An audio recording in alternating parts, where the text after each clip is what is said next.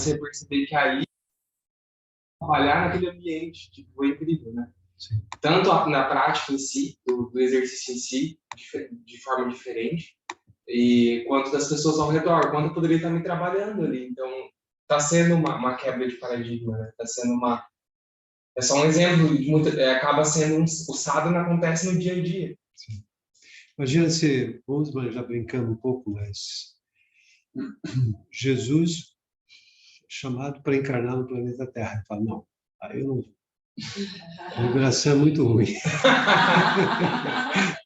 Vou lá, os caras vão me crucificar. Deixa. Sim. Não vou lá, não. Fica na minha bolha aqui. Não é assim. Você vai, o Guru Nanak foi lá com os canibais. Né? Não vai lá que tem canibais. Então, há uma boa razão para ir. Tem uma outra história de Buda também, que tinha um cara que era um ladrão, tal, que era assaltante, que matava pessoas. Ele não ir por aquele caminho, mais uma razão para ele foi. Porque ele tem consciência do que ele é capaz de fazer naquele lugar e não tem medo, porque tem confiança no que ele pode lidar com aquilo que vier. E é muito ruim, assim, no ambiente chamado espiritual e yoga, essa demonização das coisas, porque isso é fraqueza, nada mais do que, nada menos do que isso. É um receio de se envolver, ou é uma suposta superioridade moral a qual a pessoa se atribui porque ela acha que ela é yoga. Isso mostra que isso não é. A gente sente coisas que, na verdade, não são aquilo mesmo, que são criações da nossa própria mente. Começa a ver coisas e começa a alimentar aquilo, daí você está preso no emaranhado, numa ilusão. Né? Então, assim, faz seu sadhana, sustenta a tua energia, eleva a tua frequência, vive o que for para viver, onde você trabalha, o que for para fazer, você quer fazer exercício físico, academia, não há nenhum problema de academia com yoga, você não tem essa escolha, não existe essa escolha, gente. Não sei se eu vou fazer pilates ou yoga, isso mostra que você não sabe o que é yoga, nem o que é pilates. Se soubesse um pouco sobre os dois, você saberia que não são a mesma coisa. São dimensões diferentes de trabalho que têm uma camada similar, mas tem um propósito bem diferente. Então, assim, não tem essa dúvida, mas eu sei que parece ter. Então, a gente precisa clarear cada vez mais o que tem lugar para tudo que existe, tem o seu lugar e você faz o que você sente que cabe, porque você percebe a necessidade, você faz. Não cria esse tipo de assim, digamos, de distinção, de discriminação. Né? E claro, você avalia. Pô, eu não sinto vontade de ir no show lá, no boteco lá, no pessoal ficar bebendo, fumando e tal, e ficar um querendo parecer mais interessante que o outro, etc, etc. Essas coisas assim. Talvez você sinta um desinteresse natural e você respeita esse desinteresse e você flui onde o seu interesse se encontra. Ou, se você tem uma pessoa que você quer conversar, que por acaso ela está lá naquele lugar, você vai lá. Assim, quando eu comecei... Porque eu fiquei 3 dias abalado. Porque você tem uma... Um pensamento suicida, profundo, assim, intensidade que eu fui.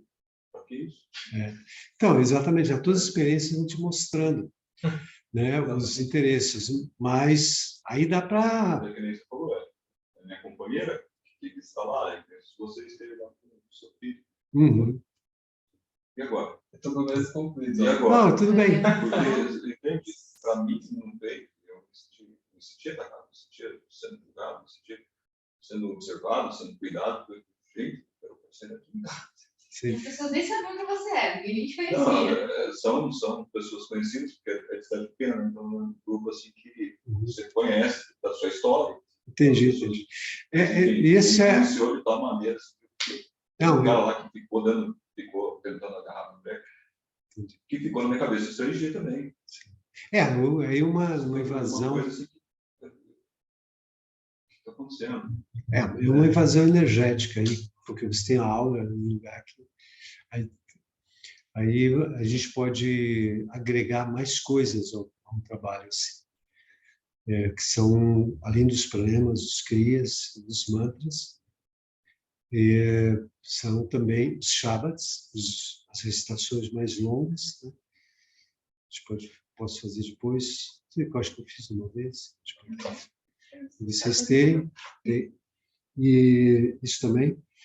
E o fato real mesmo, de que tem lugares onde as pessoas estão, nesse caso, não é só o ambiente, como você sentiu nessa influência, não é só o ambiente coletivamente falando, e você está ali como mais alguém na multidão. Mas, nesse caso, você está em relação com pessoas e a energia pessoal delas em relação à tua é que tem esse tipo de impacto mais direto, entendeu? Tipo, nesse caso. Há um ataque, digamos assim, energético, áurico, mais direto mesmo, mais pessoal, um ataque pessoal. E, obviamente, que aquilo entra no teu campo e a tua aura fica... E aí o momento fotografia é delicado. Se fotografa nesse momento... Você registra isso. Isso fica. Então, o que você pode fazer? Você pode realmente trabalhar fortemente, com mais recursos, para limpar a aura, para limpar aquela energia, né? Tipo assim, que a energia não é tua, não diz respeito a você. Ela entrou no teu campo, mas ela não é emanada de você. Tem a ver com o grau de consciência, de inconsciência, de onde veio, do tipo de desequilíbrio, de toda uma coisa doentia, eu diria. A palavra que me vem à mente é idiosincrática. Então, essa é a palavra que me vem à mente, porque é uma mistura de desequilíbrio com coisa patológica, ou seja, psicológica, que pessoas vivem e não se dão conta, ou se dão conta, mas vivem. Então, aquilo entra no seu campo. E é possível limpar, sim. Nesse caso, você vai num lugar assim porque você está acompanhando alguém que você quer estar junto, você vai. E aí você teve uma experiência ruim, digamos assim. Uma outra, se ocorrer uma outra desse tipo, aconteceu mais de uma. Assim. Daí você já pode ir, né, digamos assim, mais armado, né, com a espada de Jorge, com a espada do guru. Aí você... Vai lá fora, realmente, de talvez sair do meio do carro, do banheiro e fazer o mantra. Isso não passou assim. Mas um problema, eu também passo por isso que você está falando, mas o grande problema é que quando você começa, que é uma experiência minha, né? Você começa a entrar nessa pilha, daí você não aproveita, por exemplo, a tua companhia da pessoa que está do teu lado, daí você fica naquela resistência. Eu nem consegui ficar à vontade, né? Assim, né? Ficar à vontade talvez então para dançar e excluir todos ali, ou toda aquela energia. E, então eu vou entrar aqui no meu mundo e vou entrar dentro dessa música. Não funciona nada. Sim, é porque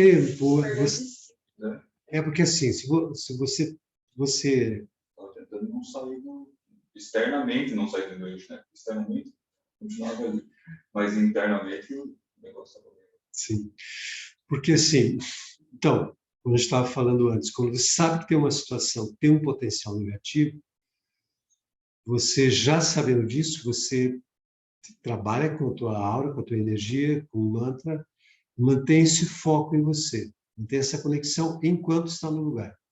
E tem algumas coisas que você pode usar ali, né, enquanto está lá. Bom, a gente pode falar mais sobre possibilidades nesse sentido.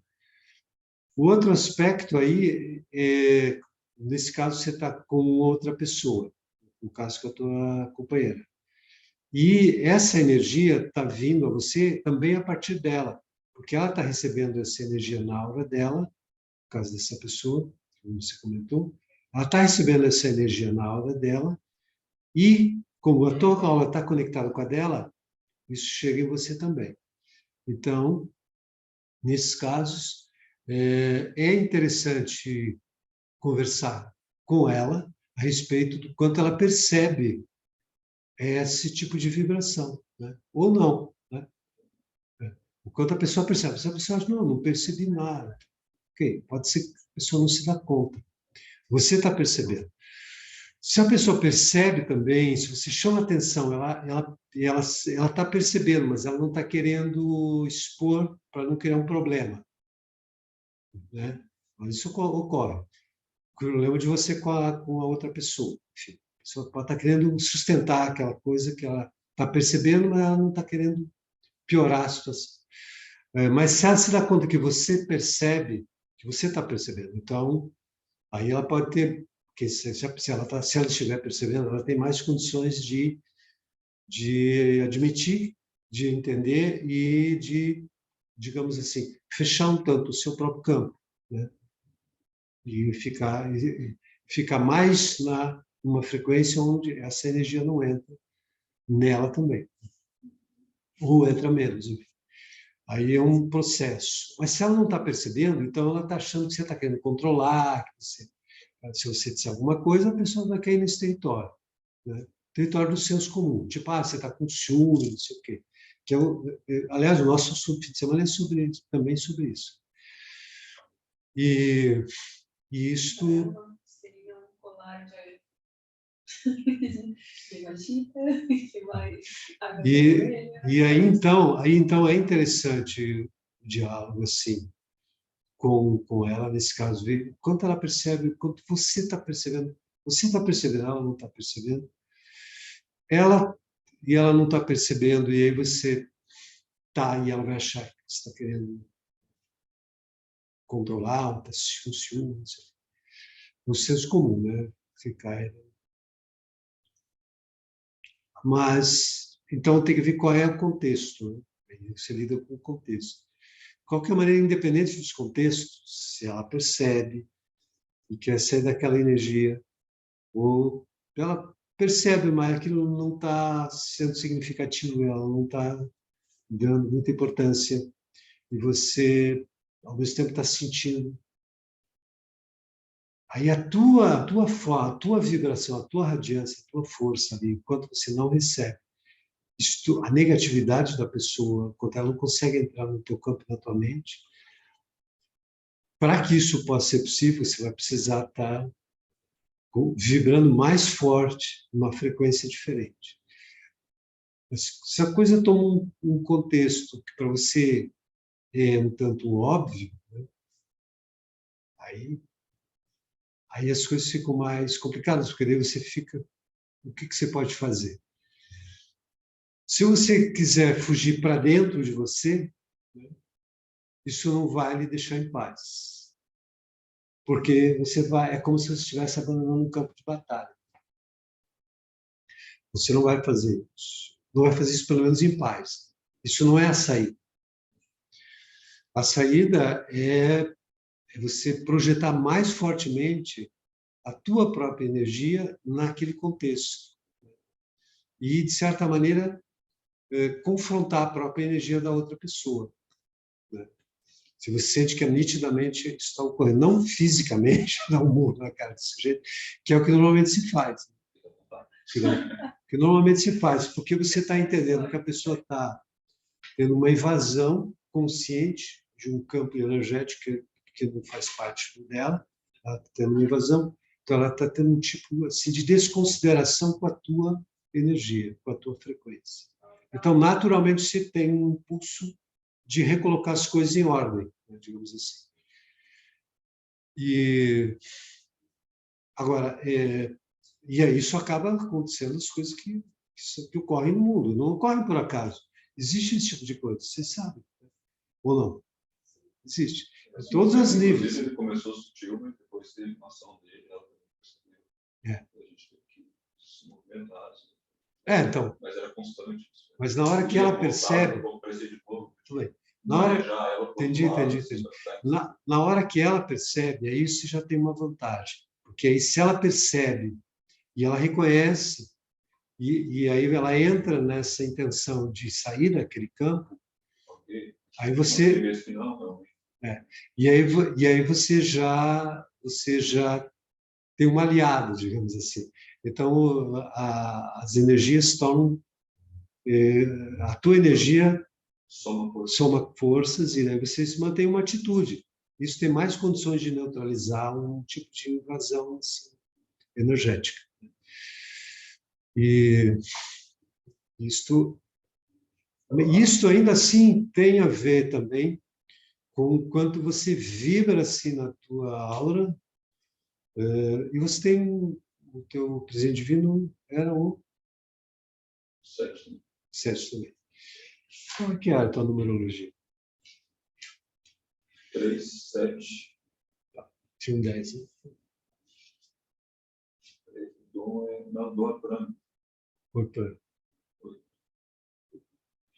Certo. Então, aí você fica ainda... Você percebe na numerologia?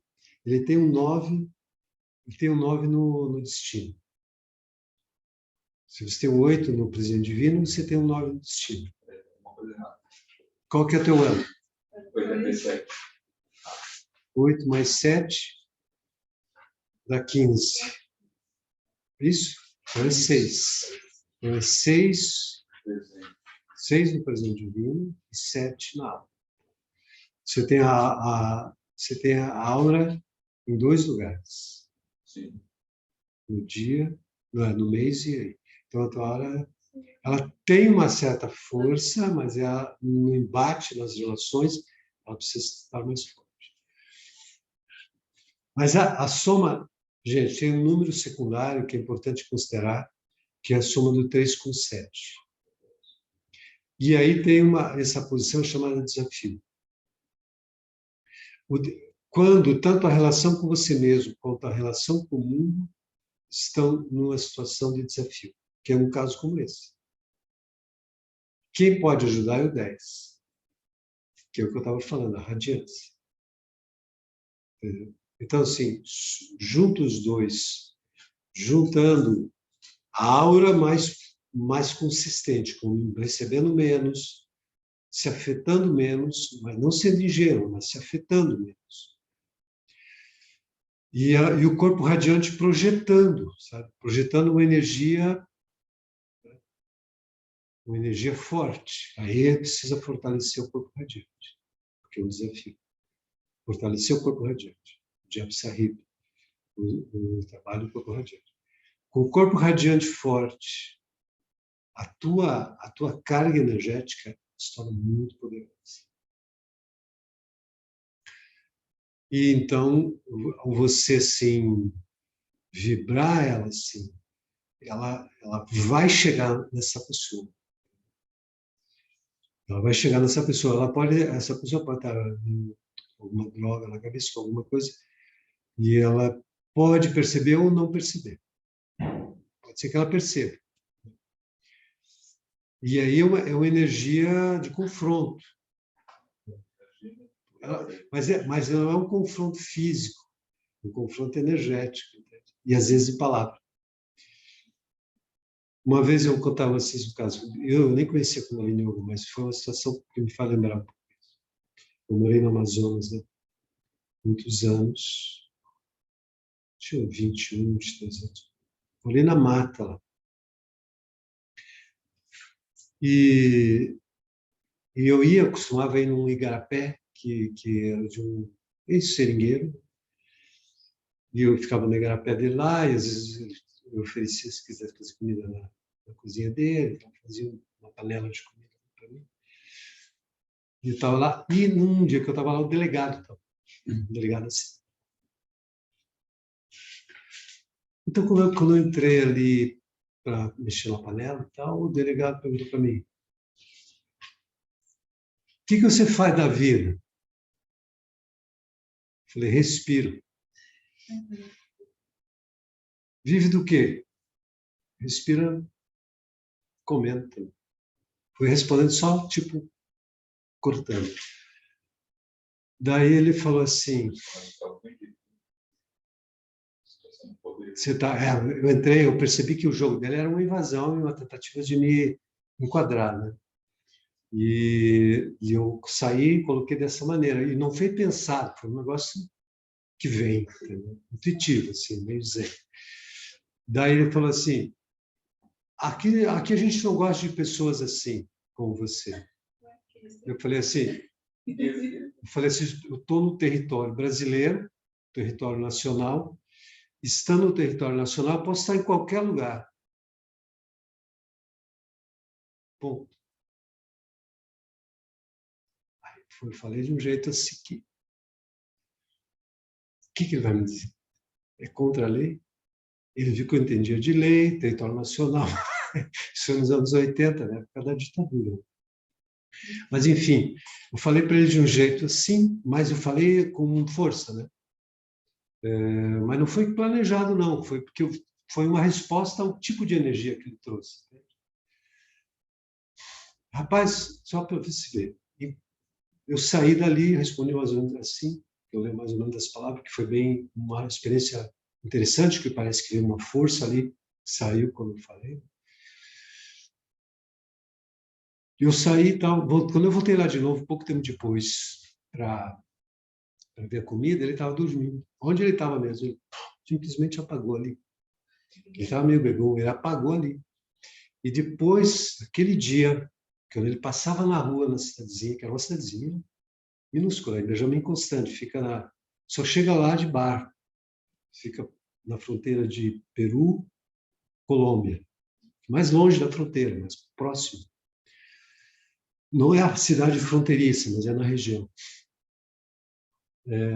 Rapaz, ele passava de carro, me cumprimentava, abanava para mim. Se tornou meu amigo depois desse dia. Curiosamente, eu fiquei tentando entender. Ele deve ter achado que esse cara deve ser um infiltrado aí, sei lá o que ele pensou, não tenho ideia.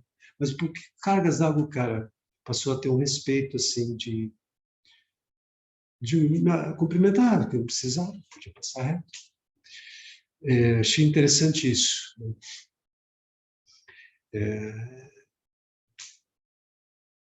Ele poderia ter puxado a arma, né? Poderia, mas eu não pensei.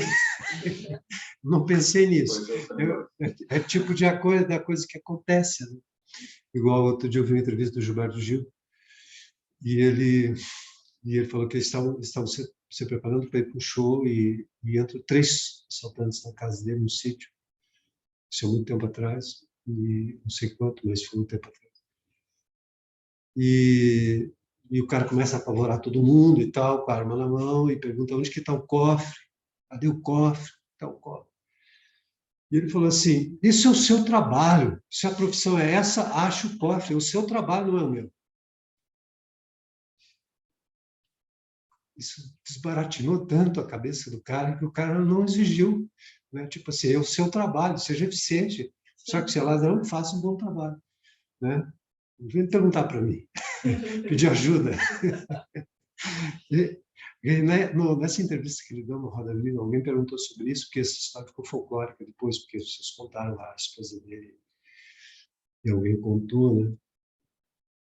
E ele falou assim, não, aquilo lá ele podia ter levado um tiro, ele falou, mas na hora eu não pensei nada, quer dizer, foi um negócio que veio, foi um ímpeto, né, de enfrentamento, né, e isso pode ter a ver com uma frequência que emana de você sem você planejar, pode ser uma emanação do teu corpo radiante, da tua aura, ou, quem sabe, da aura num lugar que ela está forte, né? Ela não se sente afetada e ela impacta, ou mesmo do 3, que usa o poder, né? Mas, ou do corpo radiante, mas de algum lugar vem, e quando vem você não planejou antes, se você planejar antes é porque não é, e daí você já está querendo, né? Tipo assim, vou dizer isso, então, não sei o quê. Aí não vai funcionar, não vai ter o choque. Quando tem o choque, é uma desconstrução na pessoa, entende? Quer dizer, ela tira o chão, dá uma resposta, que eu chamo de resposta zen, uma resposta que tira a pessoa do fluxo mental no qual ela se encontra, e dá um stop ali, tipo, como esse do Gilberto, tipo, o cara nunca pensou que alguém vai dizer para ele que o trabalho dele é aquele. Então, ele se vire, né? Se vire, esse é o seu trabalho, não é o meu. Veja, na tua estrutura, eu entendo porque, como é uma questão relevante para você, porque na tua estrutura você tem um 3 com você mesmo, tem um 7 em 2 lugares, tem um 10 numa soma secundária ali. Então, você fica bastante aberto às influências. Por outro lado, você tem um 6 que te dá força psíquica, te ajuda a elaborar, te mantém um pouco longe mentalmente, mas conseguiu entrar pela aura, né? Mas a proteção do corpo 6 atenua, porque senão seria mais forte. Mas nesse caso, no teu caso, se você fosse colocar isso num filme, num filme daqueles que tem um filme que eu vi uma vez, que mostra o plano sutil, né? O que acontece com as auras no plano sutil, né? Isso aí seria uma invasão áurica, uma espécie de invasão energética áurica na aura da tua e da tua esposa. Tem um filme que aparece um algo assim. Enfim, isso é parecido. Então, assim, isso acontece no dia a dia da vida. Não tem como evitar 100%. O corpo sutil deixa bem aberto essas influências também. O corpo sutil percebe elas. Não que ele deixe aberto, mas ele percebe que elas estão acontecendo. A aura deixa mais aberto, 6, 10 deixa mais aberto. Mas todos eles podem ser o contrário, todos eles podem fechar. Fechar quer dizer sair daquela frequência. Então, assim, o fortalecer as áreas que se tornam as fronteiras da entrada da energia externa na sua. A aura, corpo radiante, corpo 6, são os principais, né? Por onde entra. O plexo solar é um lugar também onde entra energia, então acaba entrando coisas por aqui no Manipura, mente positiva, acaba entrando tanto. Então, o que dá para fazer? É realmente o sadhana de força, de tornar esses corpos o mais alto nível, e nesses momentos aí você vai intuitivamente saber a melhor resposta. Não dá para planejar. Mas o que dá para fazer é ampliar a força pessoal, na vibração da aura, para que a tua aura ocupe um espaço que também afete a aura da pessoa. E ela se sinta também tolhida na aura dela, com a tua aura. Se sinta tão à vontade para expandir a sua aura. Quando a pessoa está drogada, aí não perde a noção. Bebeu, aí, pô, aí não tem, a pessoa não tem noção dela nem de ninguém. Daí é mais difícil de lidar, mas é possível. E não tem outro jeito a não se lidar. Então, com que arma você vai lidar? Né? Com uma história da oração do Jorge Ben, lá, né, que ele pegou as armas de Jorge. Aquela música é boa para isso, é um bom mantra. Jorge Ben estava gravando um disco, né? E ele foi ao banheiro. Quando ele voltou, ele viu um papelzinho em cima de um balcão, assim, pegou. Começou a ler, gostou. Fez a música. Você conhece a música? Estou vestido com as roupas e as armas de Jorge, para que... É super linda essa música. É uma oração para a afirmação dessa força de proteção, né? Onde nada lhe toca, nem as balas lhe tocam. Nada. É uma oração de proteção. Estou vestido com as roupas e as armas de Jorge. E ele criou um ritmo interessante ali e tal, mas foi na hora, o cara pegou o negócio e viu ele contando essa história. Mas e os mantras também são, o Jap Sahib, por exemplo. O Jap Sahib é um Shabad que tem a ver com o campo de batalha, onde alguém pode te acertar uma flecha, uma espada no pescoço. Que Gobind Mukande Udari, esse era o mantra de um guerreiro. Esse guerreiro, antes de ir para a batalha, ele pediu para o Guru Gobind Singh lhe dar um mantra, para ele ficar fazendo o tempo inteiro durante a batalha.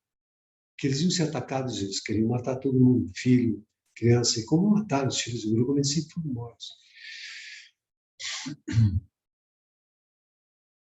em ciladas que eles armavam. Mas que ele disse assim, para que eu tenha tanta coragem, tanta atitude, que se alguém cortar o meu pescoço, eu continue lutando com a cabeça numa mão e a espada na outra. Essa foi a expressão que ele usou, né? Para significar a disposição para a luta mesmo.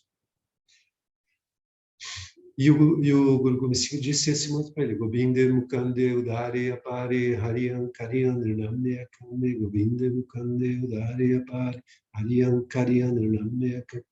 Esse é um bom mantra que você está fazendo no meio de um inferno desse. Que é parte do Japa Sahib. Esse é um trechinho do Japa Sahib. Tem outro que é a última parte do Japa Sahib. Chakravarti Chakrabhukti Sambhavi Subham Sarvidasa Vijukti Kalam Pranas. É a última parte. Mas esse guerreiro tem quadros na Índia que mostram ele do jeito que ele disse, né, com a espada, com a cabeça na mão e a espada na outra. É uma cena de terror, né? Tipo assim, como o cara está lutando com a cabeça na mão. Mas é uma coisa que foi o que ele disse, a disposição para a coragem, né? Que a sua cabeça é guiada pelo seu coração, que a mão é uma extensão do coração e o coração segura a cabeça e a coragem vem do coração. Isso vai até as últimas consequências.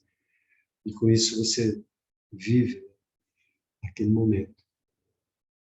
É muito interessante, porque eu fui num templo que era em homenagem a ele, e a energia era muito diferente, uma energia muito interessante. Era quase como se está entrando na alma de uma pessoa mesmo, parece que a energia dele estava ali. Tinha uma frequência muito sutil, assim, muito forte, mas ao mesmo tempo muito sutil, que geralmente num espaço assim, sereno. Muito interessante, esse guerreiro espiritual. Agora,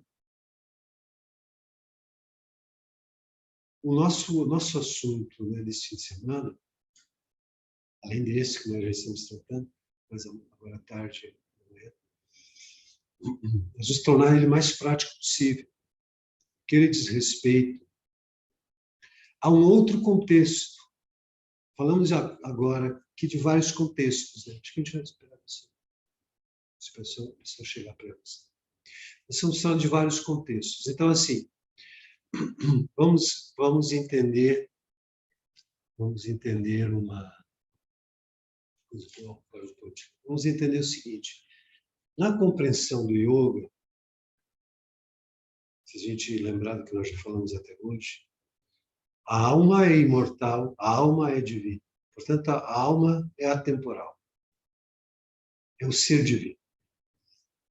E, quando entra na forma, forma-se, né, uma estrutura que é a estrutura dos corpos. A forma humana tem um aparato psíquico, você tem o intelecto, você tem a mente, você tem as emoções, toda essa estrutura psíquica, onde a vida acontece. Tem os chakras, tem o corpo físico, toda essa constituição humana. Toda a forma, a dinâmica dos corpos, a dinâmica da forma. Como é que ocorre a dinâmica da forma? A gente já falou disso. A forma absorve impressões pelos sentidos, organiza essas impressões que vieram dos sentidos, cria uma primeira interpretação e organiza esses elementos, essas imagens que vieram de fora, passa a ter ideias a respeito dessas imagens, passa a ter aí, então, um intelecto funcionando e organizando, entendendo, discernindo, e passa a ter, diante das novas impressões, atitudes e comportamentos que respondem às situações novas a partir desse fundo estruturado já em boa parte que veio de fora. Está claro isso?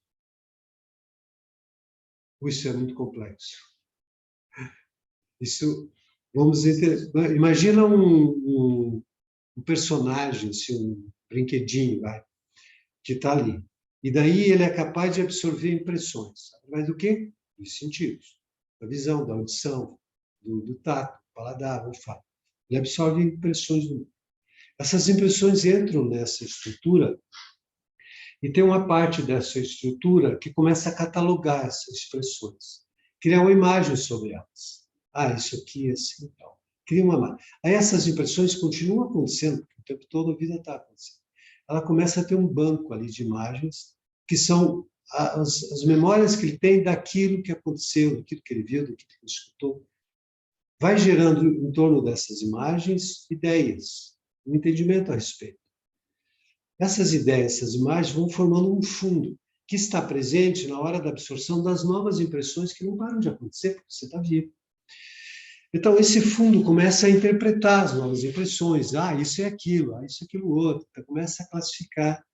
E a vida psicológica começa a se estruturar assim. O que é isso? Essa forma, que aqui são várias formas, cada forma tem um fundo de memórias e de ideias que tendem a provocar respostas diferentes em situações parecidas. As respostas são diferentes porque os fundos são diferentes, os elementos, os subsídios são diferentes, né? As predisposições em cada um são diferentes. Então, as atitudes são diferentes. Está claro isso, gente? De onde que veio essas coisas diferentes? Veio das experiências de cada um, das impressões de cada um, do que cada um viveu até hoje. Isto é o quê? Isso é a dinâmica da forma. Isso não é alma. Isso não é a consciência. Não é o divino. Isso é a estrutura dos corpos. É a dinâmica temporal. Por que temporal? Porque ela acontece a partir do tempo, a partir dos resíduos armazenados durante o fluxo do tempo, né? Com o tempo, novas coisas chegam, novas ideias surgem, novas atitudes surgem, são armazenadas e aquilo vai compor o fundo que vai reagir na próxima impressão. E assim é um mecanismo, né, psicológico. Agora, isso aí ocorre na forma, ocorre naquilo que na filosofia do yoga chama prakriti, que é a forma, a estrutura manifestada, é a matéria, genericamente falando, ou a energia manifestada. O que tem? O que mais existe além de prakriti, além da forma? Existe purusha, que é a não forma, que é de onde a forma vem, que é o divino. Pode chamar de Brahman, Paramatma, Purusha, presença divina. É uma dimensão atemporal, eterna, plena de sabedoria, paz, bem-aventurança. Ok, é isso aí. Agora, essa forma ela está envolvida, essa consciência, Purusha, vamos chamar de Purusha, Purusha está envolvido na forma, está na forma.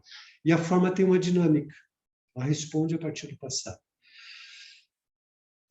Essa dinâmica, ela gera aquilo sobre o qual nós falamos já desde o primeiro dia, que é o quê? Uma noção de eu. Uma noção de eu, baseado na dinâmica da forma. O que significa isso? Uma noção de si mesmo estruturada a partir das memórias. Certo? Por exemplo, quem é você? O que você diz? Ah, meu nome é fulano, eu nasci em tal cidade, depois mudei para aquela, depois estudei assim, depois trabalhei lá, depois casei, depois não sei o quê, eu fui para cá, fui para lá. Você está falando do quê? De memórias. Você é isso? Você é a memória, então. A pessoa está declarando que ela é o passado, que ela é um resíduo do passado. Esta noção de eu baseada no passado, ela, fundamentalmente, gente, olhando de perto com a lupa, ela não existe como uma entidade. Ela não é autoexistente. Ela é um fluxo, ela não tem existência própria. Então, ela é um eu que, de fato, não existe, mas que dá a impressão de existir pelo acúmulo de dados que já tem, porque esse acúmulo, olhando para os próximos resíduos, melhor, para os próximos estímulos, inclusive para os próprios resíduos, essa dinâmica se auto-atribui uma existência fixa de alguém que observa. Se auto-atribui a condição de observador. E daí passa a dizer, eu observo. Quando, olhando de perto, não tem esse eu, tem apenas fluxo. É como esse computador. Ele responde baseado nos estímulos que eu for dar aqui na tecla, ele responde com o mouse, responde. E o que aparece ali? As memórias. Dependendo de onde ele apertar, as memórias aparecem. Né? Agora, ele é uma entidade nele mesmo, ele é uma forma que tem memórias e que responde. Pode até falar às vezes, né? Mas ele não diz um belo dia, você liga e fala, eu sou o Alfredo, meu nome é esse, eu estou aqui. Aí já é filme de terror, né? O computador falando com você, dizendo que ele é o fulano de tal. Isso é o que acontece com o ser humano. Se alguém está no nível acordado, ele fala assim, pô, que loucura, o que é isso? Essas formas começaram a acumular memórias, agora elas dizem que elas existem, é quase como um computador. O humano, a forma humana funciona em mecanismos. E esse suposto sujeito que tem aí não existe. É só forma, movimento, mecanismo. O que é a consciência, então? A consciência real, autoexistente, autoiluminada, é Purusha. Purusha está na forma. Mas Purusha não está vigorando como uma referência da consciência dentro da forma. A forma tem intelecto, tem inteligência, que funciona baseado nos elementos do passado. A grande saída é o seguinte, que a parte chamada intelecto, ou buddhi, que é uma estrutura desse corpo, que seria mais ou menos como a mente neutra, ou como corpo-alma, né? Essa área, ela tanto está voltada para o tempo e ela organiza e discerne aquilo que a mente traz, que a mente organizou vindo dos sentidos, né? Quanto também num estado meditativo, num estado mais profundo, mais sutil, mais desprendido do mecanismo de resposta imediata ao que vem de fora, mas mais relaxado, sereno, voltado para uma percepção de quem sou eu. Nessas condições, Buddhi, ou a mente neutra, fica aberta não só para manas, que é a parte mais sensorial, mas fica aberta para algo desconhecido, que é Purusha. Quando existe essa receptividade da inteligência, da mente, do Buda, quando fica nessa mente meditativa, mente neutra, a luz de Purusha ocupa a mente. E quando a luz de Purusha ocupa a mente reconhece que a consciência única que existe é Purusha.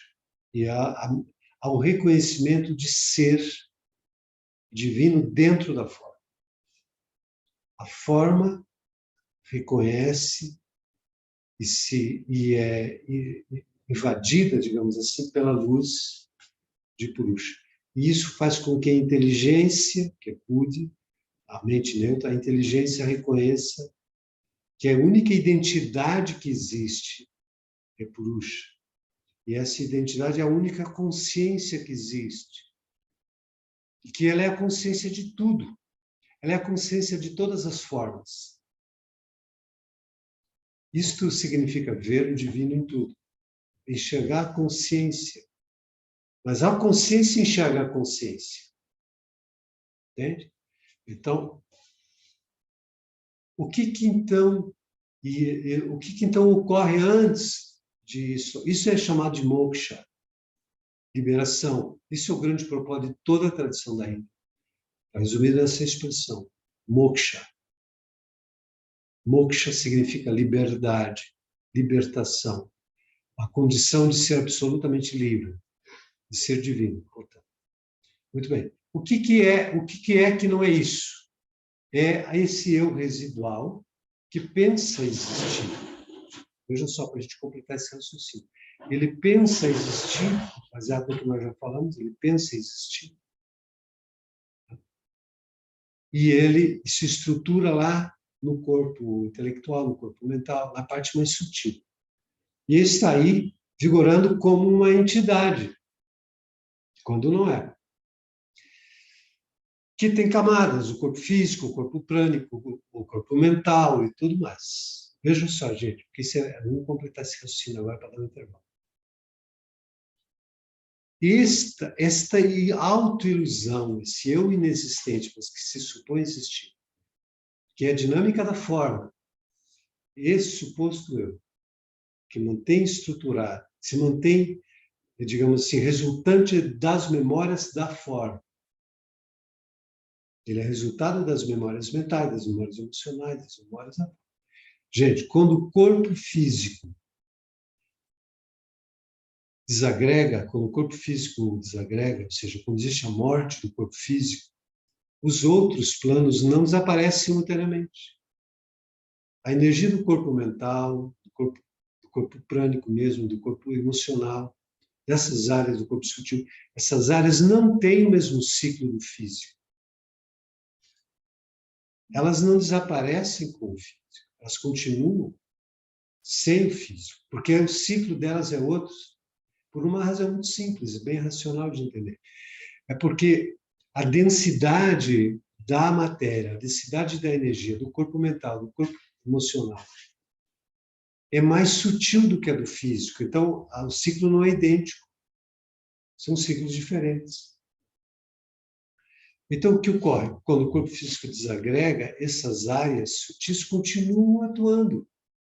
E continua ainda dentro delas, gente, continua ocorrendo uma ilusão de um eu, que pensa que é o fulano de tal, que antes era filho não sei de quem. Você vai no centro espírita falar com o camarada. Ele está falando com um eu ilusório, que não tem mais corpo físico. E um está bravo com o fulano. Não sei o quê. No centro espírita eles fazem uma terapia interdimensional, né? Dizer, pô, não, fica calmo, não sei o quê. Faz uma conversa lá. Ajuda a pessoa a meditar, para se livrar dela mesma. Livrar do que ela pensa que ela é. Então, veja isso, isto é o eu ilusório. É o eu ilusório sem corpo físico.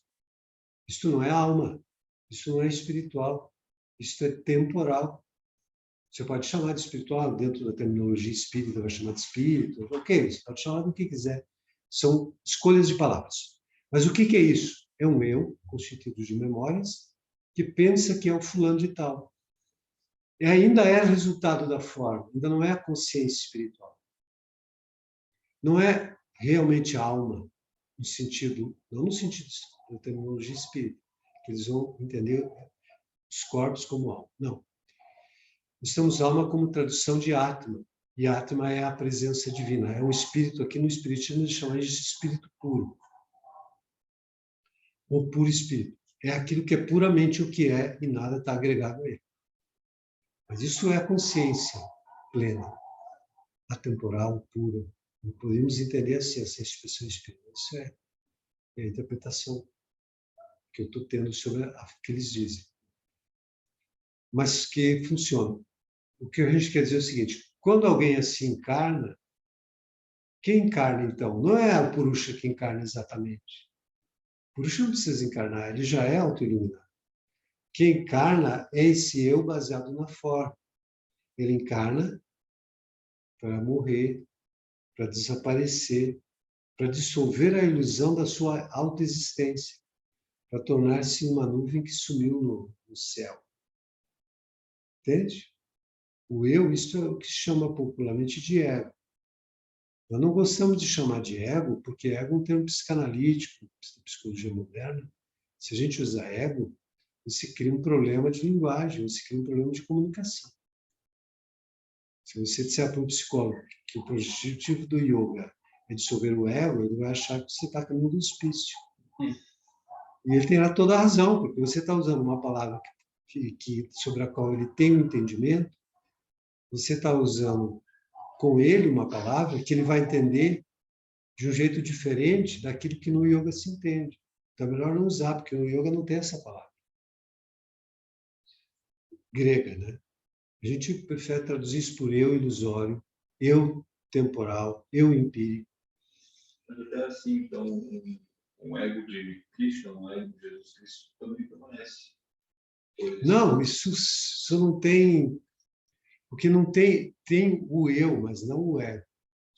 A gente está chamando de ego ou de eu, é uma dinâmica ilusória de identidade baseada no passado. Quando alguém como Cristo, ele não tem a ilusão de que ele é o passado. Mas até pela própria... eu posso estar errado, trazendo. Mas assim, de ter várias encarnações onde acontecem as mesmas coisas, assim como Buda, Cristo, né, que tem bastante referência para mesmo as questões que acontecem dentro dessas encarnações. Então, nos coloca que esta onda, né, que veio se manifestar, assim como esses personagens, é uma onda que, por mais que se retorne para o oceano, fica esse ego que ficou... Não, mas não é um ego isso. Isso é forma. Entende? Isso é forma. A consciência é oceânica, mas a forma é particularizada. Entende? Mesmo no plano sutil. A forma é um campo vibracional que está ali, como uma poça d'água, como uma gota d'água. Ela está ali. Porque isso é forma. Sair disso é entrar 100% na não forma. Da forma, a dissolução da forma. O que a gente fala de sair da forma para a não forma é a não forma como referência de identidade. A identidade não é forma, a identidade é oceânica, é uma só. Mas esse um só aparece em várias estruturas, que são campos vibracionais. A forma é diferente, mas é como duas velas, que as chamas são uma só. Um exemplo grosseiro, mas dá para a gente imaginar as chamas sendo a mesma, mas os corpos são diferentes, né? Então, a mesma consciência pode estar aparecendo em diferentes formas, mas a consciência é una. Por isso, se houvesse um encontro de Buda com Jesus, haveria uma fusão de unicidade de consciência, mas as formas seriam distintas.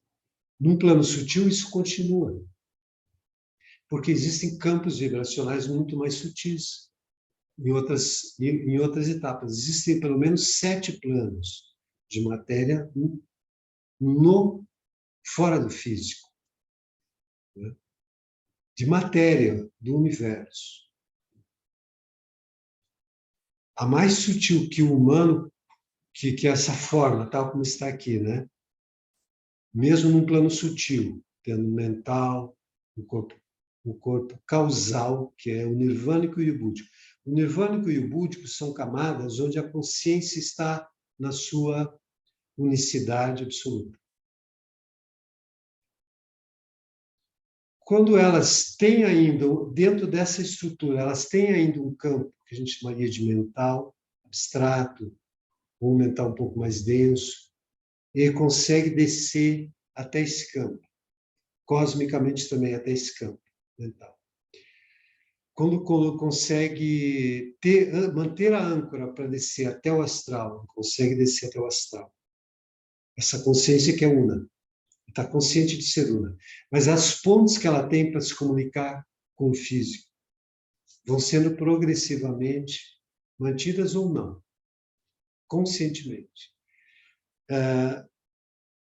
Se costuma dizer que Buda está num campo onde ele não tem acesso ao planeta Terra de forma direta. Ele desce até um pedaço. Mas ele não tem mais as pontes que ligariam, então não tem como encarnar mais aqui.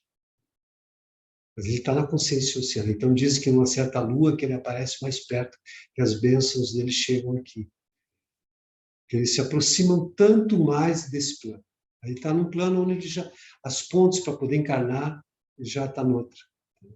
Mas quando um ser entra nessa consciência oceânica, de unicidade com Buda e com todos os outros, a unicidade total da consciência, e pode manter ainda uma possibilidade de encarnar. Porque por isso que a consciência oceânica, vamos chamar assim, ela ocorre enquanto se está encarnado. Isso que é moksha. Não existe iluminação fora do plano físico. A iluminação ocorre no plano físico. O despertar ocorre no plano físico. Buda desperta no plano físico. Buda entra no nirvana no plano físico. Quando ele deixa o físico, os campos se expandem, ele fica num campo mais sutil. Se ele vai manter o mental, o astral, ou não vai mais manter esses pontos, vai se manter apenas... O nível de relação dele vai ser outro, né? E alguns mantêm-se dentro dessa concepção, que eu não sei se vocês estão todo mundo pegando, dentro dessa concepção é que existe a noção de que aquela consciência chamada Cristo é um ser que não encarna, mas conecta com alguém que seja ponte, que esteja encarnado, e fala através desse alguém que se torna a sua ponte. Porque esse alguém está na mesma consciência oceânica, só que ele está encarnado. E ele faz a ponte. Isso dizem que foi o que aconteceu com Jesus. E isso foi toda a educação do Krishnamurti, que desde criança ele foi adotado por mestres desses outros planos, para que pudesse ser essa ponte para esse ser. Isso foi uma turbulência tremenda, mas foi assim que foi dito, que ele foi educado para isso. Porque quando ele começou a falar, as pessoas não gostaram do que elas iam escutar. Elas começaram a dizer, não deu certo a estratégia. Não deu certo para elas, porque elas escutaram o que elas não queriam. Desconstruiu as pontes intermediárias. Ele trouxe cada um responsável por si. Que agora nós estamos saindo da infância. Estamos entrando na adolescência, do estado adulto da humanidade. Cada um se ser responsável por si. Isso que o Krishnamurti traz. Mas, enfim, então, nessa perspectiva, gente, é que quando encarna, esse eu ilusório ele encarna num contexto, é aí que nós vamos chegar para continuar tarde. Ele encarna num contexto. Que contexto é esse? Primeiro, planeta Terra. É um contexto. Poderia ter sido outro planeta, mas é planeta Terra. Planeta Terra. Segundo, na forma humana. Qual a forma? Qual a estruturação dessa forma? Qual o contexto? Que a forma cria um contexto. Mas antes vamos ver o coletivo. Em qual país? É um contexto, um país, gente. Você nascer na China, na Índia, na Alemanha, no Brasil, são contextos diferentes. Então, a alma encarnou num contexto. Você nasceu num estado, no caso do Brasil, que é grande, num estado. Você nasceu num estado do país. Isso é um contexto. Você nasceu numa cidade desse estado. São diferentes contextos no mesmo estado, concorda? Você nasceu num bairro também, ou numa família. Uma família. Se quisesse mais longe, ia dizer, você nasceu numa rua, que fica num bairro, nasceu numa casa, que pode ser um hospital, pode ser a casa onde você morava, etc. E tudo isso é contexto, a gente poderia dar uma relevância para isso. Mas assim, você nasceu num contexto, uma família, isso é um contexto relevante. Uma cidade, tudo que nós falamos antes, aquela matrix coletiva social, matrix coletiva familiar. Você nasceu no ambiente, isso tudo é contexto, no qual esse ser está encarnando para morrer, entre aspas, né? Para dissolver-se enquanto ilusão, para reconhecer que é um Buda, que é divino, que é um espera. Isso aqui é. Qual outro contexto que é o que nos interessa olhar nesse fim de semana? O contexto é que ele nasceu numa forma biológica que tem uma caracterização, que tende a ter, né, pelo menos, uma caracterização biológica masculina e feminina. Isso é outro contexto. Um contexto biológico. Contexto biológico. Tem nuances nesse contexto biológico relacionado às polaridades psicológicas e você pode acolher isso dentro desse entendimento. Mas, biologicamente, existe uma estruturação que plasma alguns níveis de energia, que vão caracterizar um modo, um contexto energético, que vai ser um ambiente, vai ser um contexto onde essa alma está. Entendeu? E veja que nessa visão, até trazendo um pouco dessa visão que eu já escutei uma vez, para a gente entender, a alma em si mesma não tem polaridade. A alma não é masculina nem feminina, porque a alma antecede a forma. Quem tem polaridade é a forma. A forma nasce com polaridade. Mesmo no plano sutil, tem uma frequência levemente distinta de vibração. Se eu falar dos mestres ascensionados, tem uma mulher, tem um homem, mas como assim homem e mulher estão num nível de unicidade total? Podem estar, mas tem uma frequência da forma que mantém uma certa vibração. Poderia ser alterada? Segundo eu escutei uma vez, Chico Xavier teria dito, né? Aquelas revistas de fofoca, que quando eles não querem assumir a responsabilidade, eles... Fulano teria ido em tal lugar e teria encontrado não sei com quem, porque isso lhes alivia de qualquer implicação jurídica. Responsabilidade. Mas nesse caso não teria, porque dizem que ele disse, porque dizem tanta coisa. Se eu ouvir ele falando, vou dizer, não, ele disse realmente isso. Mas ele teria dito algo e que não foi desdito, que seria a primeira vez que ele encarnou no corpo masculino. As encarnações anteriores dele teriam sido em corpos polarizados, biologicamente femininos. Ele falava que sentia falta de saias. Ah, é? Vestido, Ah, porque ele realmente... Então, é curioso, né? E tu vê que ele tinha um quadril um tanto largo, né? Isso é uma influência sutil mesmo. Mas, enfim, então assim, isso só para a gente dizer o seguinte, que esse ser que encarna, para desaparecer, para morrer, no bom sentido, no sentido de desaparecer enquanto ilusão, que ele nasce, para logo deixar o corpo. Não, deixar o corpo ele vai deixar em algum momento, mas antes de deixar o corpo, seria bom se ele morresse, enquanto ilusão, né? Morrer antes de morrer. Ou despertar antes de morrer também, é dito assim. O contexto, gente, de estar polarizado de uma forma ou em outra, é um contexto que está ali para possibilitar, para favorecer, né, a possibilidade dessa desconstrução da ilusão, do reconhecimento da própria alma. Então, cada um encara num contexto para realizar o propósito de ser aquilo que está além dos contextos, aquilo que antecede todos os contextos, que é o divino, que é a alma. Então, a alma encarna, entre aspas, a alma, porque quem encarna, na verdade, é o eu ilusório, né?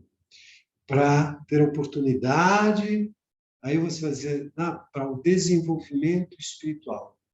Ok, o que é isso? Significa desenvolver. É retirar tudo que envolve o espírito, que é a alma, que é o divino. Retirar tudo que envolve é tirar todas as camadas de condicionamentos em todos os corpos. É criar condições para que cada corpo esteja límpido, transparente, iluminado pela alma, que é divino. Então, o contexto o qual alguém nasce, esse contexto é para isso. Então, aí nós temos o que nos interessa aqui, de forma prática para nós aqui. É a gente entender um pouco mais das peculiaridades de cada contexto, da natureza do masculino e do feminino, é assim que a gente está dizendo.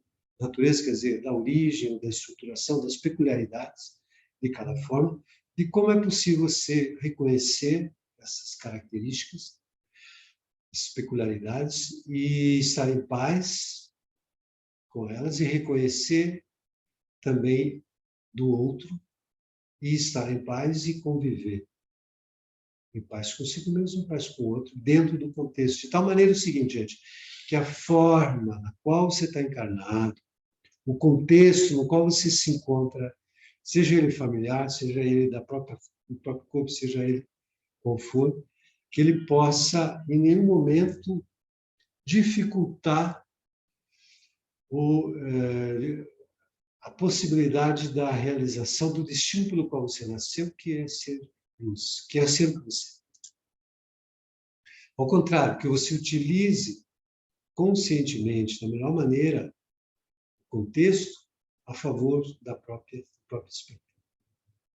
Que você não se atrapalhe com nenhum contexto que esteja em torno, que você realize plenamente o propósito pelo qual encarnou, que é reconhecer que aí existe um fluxo ininterrupto, impermanente, não existe eu, para que possa surgir o verdadeiro eu, Satanão, o verdadeiro ser, que é a presença divina. Disso que se trata. Então, nós vamos estudar mais à tarde, são características desses polos, desses contextos, cada um possa lidar da melhor maneira possível com cada um deles. E então poder